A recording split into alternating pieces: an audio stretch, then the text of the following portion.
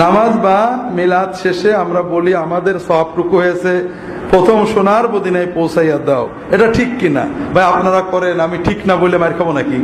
না, আমি কোনো ঠিক বেঠিক বলি না, সব ঠিক। তবে আপনারা আমাকে সুন্নত জিজ্ঞেস করতে পারেন।